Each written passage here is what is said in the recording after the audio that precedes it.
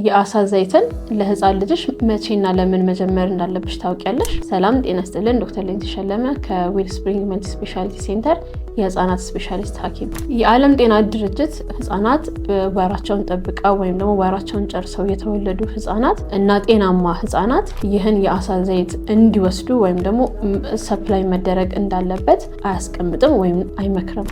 በመሆኑም ይህን የአሳ ዘይት ውስጥ የሚገኝ ኦሜጋ 3 አይነት ወይም DHA ብለን የምንጠራውን የአሚኖ አሲድ አይነት ህፃናት ከየት ያገኙታል ስንል፣ አንደኛ በእርግዝና ጊዜ እናት ከ1 ጊዜ እስከ 2 ጊዜ በሳምንት ውስጥ አሳ ወይም የአሳ ውጤቶችን መመገብ አለባት። ይህም የDHA የምንለው ሰብስታንስ ወይም ደግሞ አሚኖ አሲድ የሚተላለፈው በሶስተኛው መንፈቀ ጊዜ ወይም ደግሞ ምዕራፍ ላይ በመሆኑ ትራንስፈር የምታደርገውን ወይም ወደ ልጇ የሚሄደውን የአሚኖ አሲድ ወይም የDHA መጠን ለመጨመር እናት አሳን እንድትጠቀም ይመከራል። ሁለተኛው ህፃናት እስከ 6 ወር ባላቸው እድሜ ወይም ተወልደው እስከ 6 ወር በሚሆን ጊዜ ጡትን በአግባቡ እንዲወስዱ በጡት ውስጥ DHA የተባለው የኦሜጋ 3 አይነት በተፈጥሮ ይገኛል። እናት አሳ በምትወስድበት ጊዜ ደግሞ የዚህን መጠን በደንብ ጨምሯለች። በመሆኑም ለህፃኑ በቂ በሆነ ሁኔታ ይደርሰዋል ማለት ነው። በሶስተኛ ደረጃ ከ6 ወር እስከ 24 ወር ያሉ ህፃናት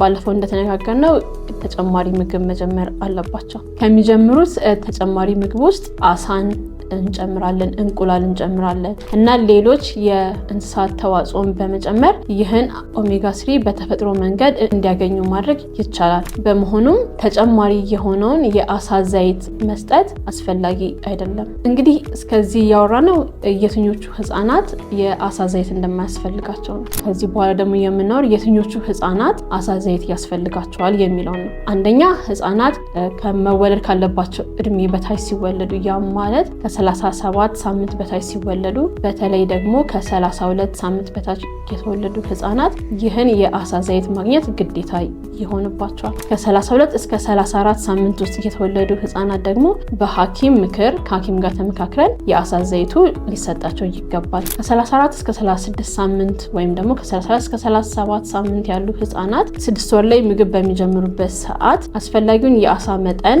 የሚያገኙ ከሆነ ወይም ደግሞ እንቁላል የሚያገኙ ከሆነ አሳ ዘይቱን ሰፕላይ ማድረግ ግዴታ አይደለም ማለት ነው። ሁለተኛው ህፃናት በተለያዩ የህመም ምክንያቶች የሚወስዱት ምግብ በመርፌ ወይም ደግሞ በደም ስር ሲሆን ይህ የአሳ ዘይት መሰጠቱ ግዴታ ይሆናል ማለት ነው። ሶስተኛ የአእምሮ እድገት እክል ያላቸው ህፃናት፣ እነዚህም ህፃናት ADHD እና ኦቲዝም ስፔክትረም ዲስኦርደር የሚባሉት የአእምሮ እድገት እክሎች ወይም ደግሞ ዳይቨርጀንት አይነት የአእምሮ እድገት ሲኖራቸው እንደ አጋዥ ህክምና ሊሰጣቸው ይችላል። አንዳንድ ሪሰርቾች እንደሚያሳዩት የማስተዋል፣ የማስታወስ እና የመረጋጋት መጠናቸው በከፍተኛ ሁኔታ አስተካክሎታል። አራተኛ አለርጂክ ያላቸው ህፃናት፣ አለርጂክ ስንል አስምን ሊሆን ይችላል። ሌላኛው ደግሞ የቆዳ ላይ አለርጂክ ያላቸው ህፃናት ከላይ እንደጠቀስኩት አጅቫንት ወይም ደግሞ ተጨማሪ አጋዥ ህክምና ሆኖ ያገለግላል ማለት ነው። ይህ በሪሰርቾች ሲታይ